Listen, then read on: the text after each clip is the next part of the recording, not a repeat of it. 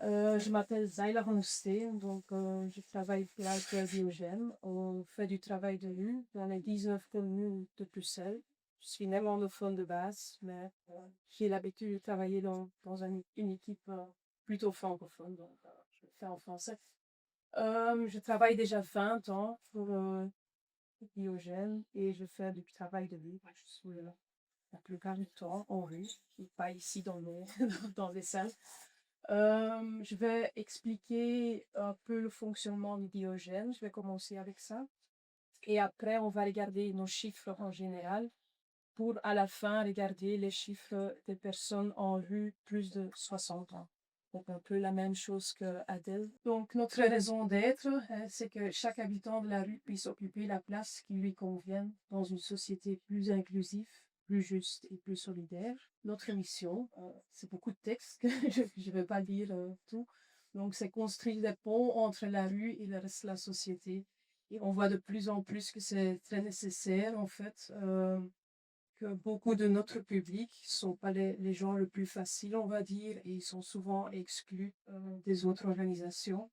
Et nous, notre chose principale, ce qu'on fait, c'est on essaye de construire un lien avec la personne. Et à partir de là, on peut faire beaucoup de choses.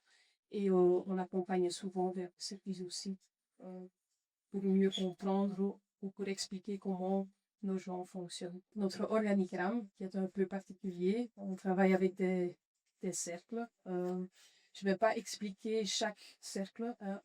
On fait aussi du housing first à Diogène. Je ne vais pas expliquer aujourd'hui.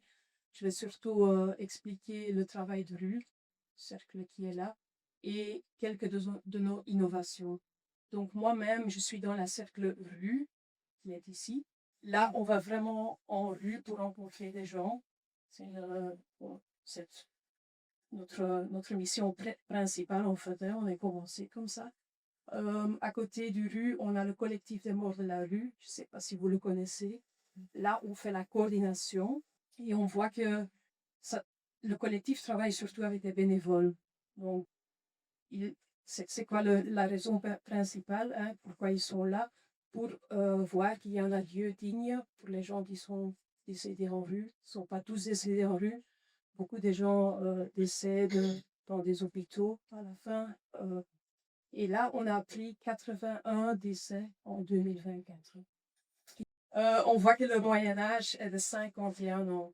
Donc là, on est beaucoup plus moins qu'on voit dans nos chiffres après. Voilà. On travaille aussi dans les métros. C'est une équipe spécifique hein, qui va dans les métros. Là, le but, c'est pas seulement de travailler avec les gens qui dorment dans le métro, mais aussi de travailler avec tout le monde qui est autour. Donc, on voit dans les métros, il y a aussi des magasins, il y a des gens qui font le nettoyage. Donc là, c'est vraiment plus large que seulement travailler avec les gens qui dorment dans le métro.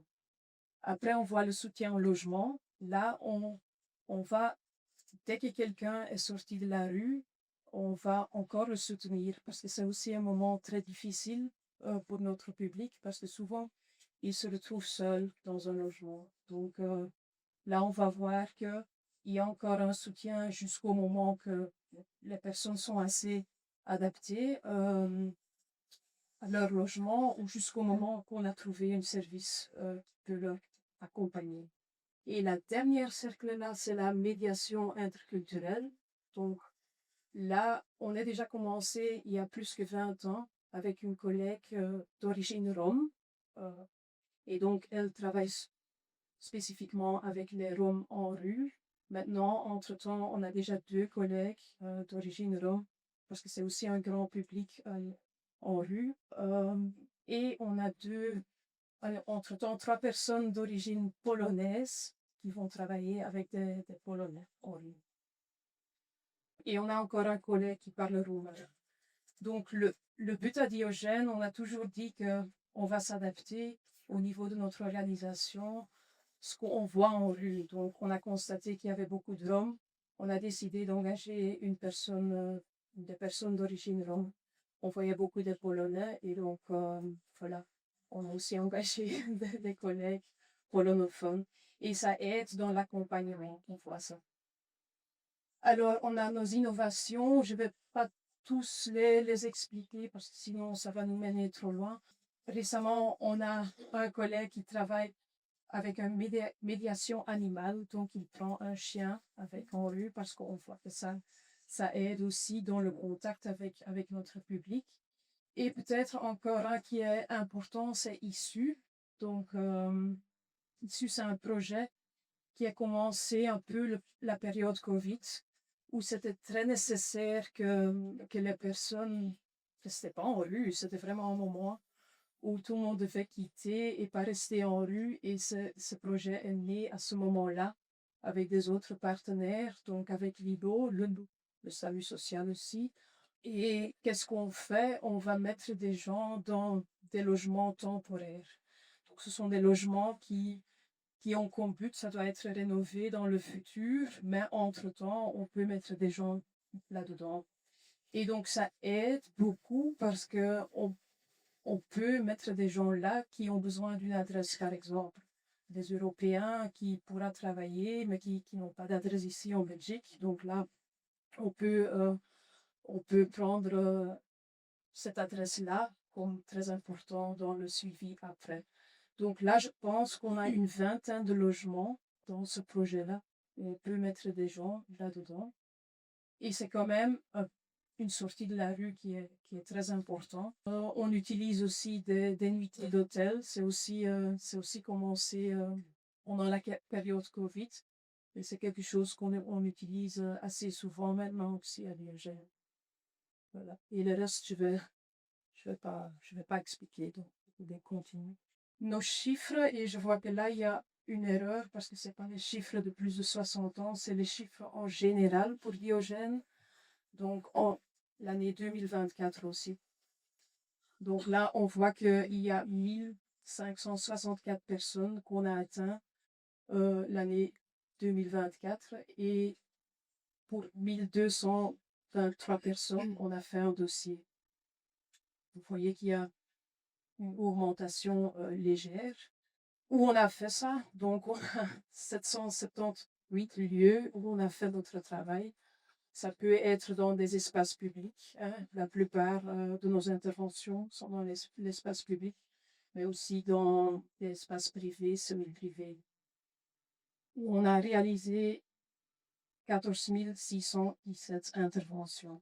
Et là, vous voyez aussi le relais vers où on va travailler avec les gens, que la plupart, 84%, sont des services généralistes. Donc ça, c'est quand même beaucoup, souvent des CPS, où on va avec nos gens, mais aussi des avocats. Ça peut être des médecins. Vous voyez, ça aussi beaucoup de services de santé. Et beaucoup moins, on va travailler vers le secteur sans abri, que 15%, je vois. Et donc maintenant, je vais plutôt expliquer c'est quoi notre public de 60 ans et plus. En 2024, on a atteint 132 personnes qui avaient un âge de plus de 60 ans. Et vous voyez que la plupart, ce sont des hommes, 78%, et 22% des femmes. Et vous voyez que c'est logique aussi que l'âge, ça va faire le bas. Il y a peu de gens encore de 80. Allez, comme vous voyez, on a encore quelques-uns qu'on accompagne qui ont plus de 80 ans. Et aussi important à dire que presque la moitié est un migrant intra-européen et 80% est isolé en rue. Et ça, Adèle, je pense, elle a dit ça aussi. On voit qu'on a donc 62% est connu depuis plus que 5 ans chez nous. Donc, c'est pas des gens qu'on va rencontrer, mais vraiment suivre pendant plusieurs années. Ici, on voit la situation de logement parce que pas tout notre gens se trouve en rue. Hein, on accompagne aussi quelques gens en logement. Et vous voyez que pour les plus de 60 ans, 43% a un logement compagnie, mais quand même que 28% est sans abri, et tous 1 et 2, et 15% est dans un hébergement quelque part. Ce qu'on voit aussi dans nos chiffres, que souvent notre public accumule plusieurs problématiques. Ils ont des problèmes de santé, des problèmes psychiques, des problèmes d'alcool, drogue, mais on voit que si l'âge avance, qu'il y a quand même moins de problématiques euh, qui sont, qui sont là. Je, moi, je ne sais pas comment ça se fait, mais moi, je fais une explication comme je pense que les gens qui atteignent un certain âge, euh, tout le reste qui avait plusieurs problématiques, je pense qu'ils sont déjà décédés entre-temps, ou ils sont plus dans notre public qu'on suit. Mais donc, souvent, ils ont que une problématique, ou peut-être deux problématiques. Qu'est-ce qu'on fait avec ces gens-là? Vous voyez qu'avec beaucoup de personnes, on va aider au niveau des soins médicaux. Et on va aussi aider à des solutions de logement. Dans les chiffres-là, les plus importants sont le médecin traitant ou les couvertures médicales. Regardez si ça c'est en ordre ou demander une aide médicale urgente, des choses comme ça. Et on va aussi souvent lier vers des avocats ou vers le logement. Les histoires de rue. Je vais un peu vous donner des exemples parce qu'on en a beaucoup, bien sûr.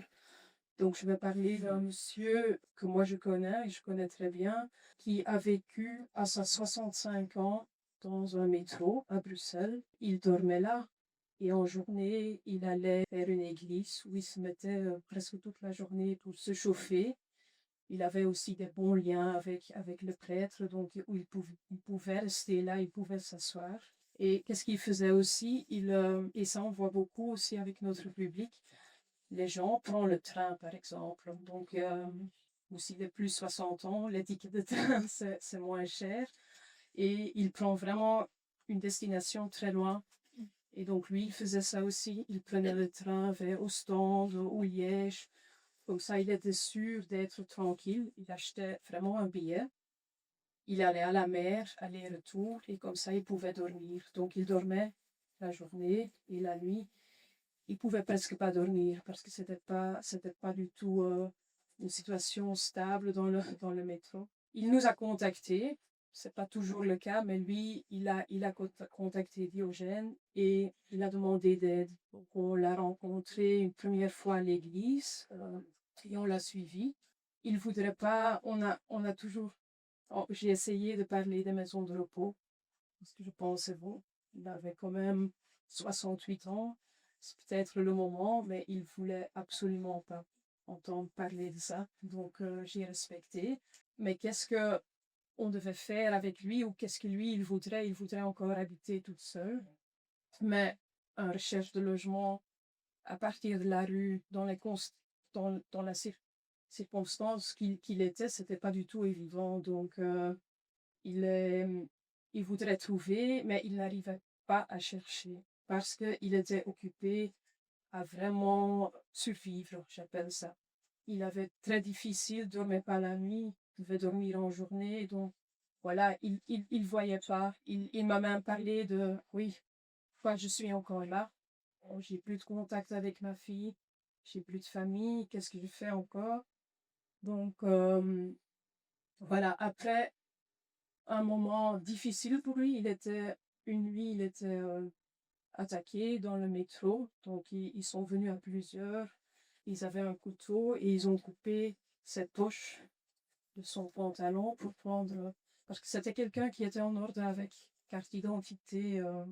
Donc, il avait aussi un GSM. Donc, ils ont tout volé.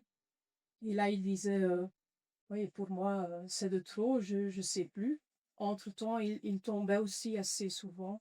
Donc, il était assez souvent dans les hôpitaux à Bruxelles. Et on lui a proposé à un certain moment un de nos logements de issue où il pouvait y habiter. Et il a pris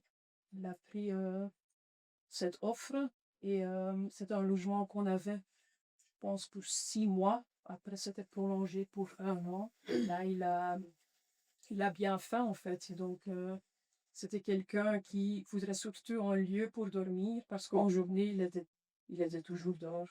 Il allait souvent dans des bistrots pour un peu chercher le contact. Donc, Et maintenant, en fait, il est dans un logement AIS, donc c'est pour le reste de sa vie s'il veut.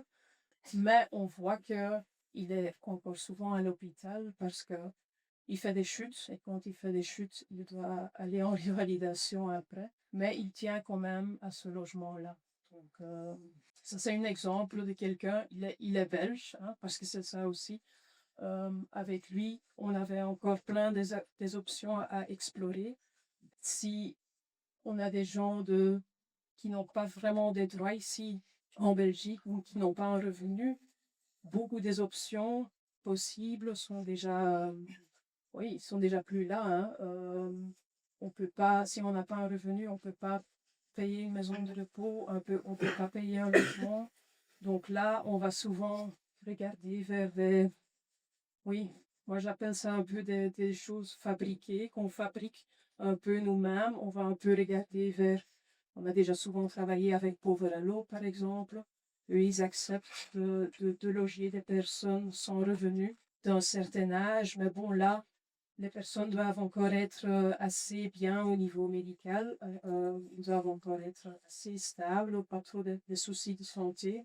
On voit aussi souvent que les gens peuvent quand même rester dans le monde des églises ou des choses comme ça, un peu, que là, il y a souvent des possibilités aussi, mais c'est surtout c'est de chercher et c'est ça qui est, c'est pas quelque chose très constructif, je pense, c'est pas quelque chose de super, super bien ou super stable. Donc, ma question un peu, et j'ai pas de réponse, est qu'est-ce qu'on fait avec tous ces gens âgés aussi qui sont en rue, qui n'ont pas des droits ici? Qu'est-ce qu'on fait avec ce public-là? On fabrique des petites choses, mais c'est certainement pas possible pour les 132 personnes qu'on voit. Donc, il y a souvent des gens qui restent quand même circuler en rue. Merci. Je voulais aussi réinsister sur ce que tu disais autour de la médiation Mm. interculturelle auprès de de la communauté polonaise et rome, parce que vous rencontrez finalement des personnes qui sont pas toujours connues des institutions, ou qui les fréquentent en tout Mm. cas très peu, donc c'est vraiment un regard précieux et un peu différent en tout cas de celui Mhm. qu'on peut entendre des structures officielles. Voilà, je te remercie en tout Très bien. cas.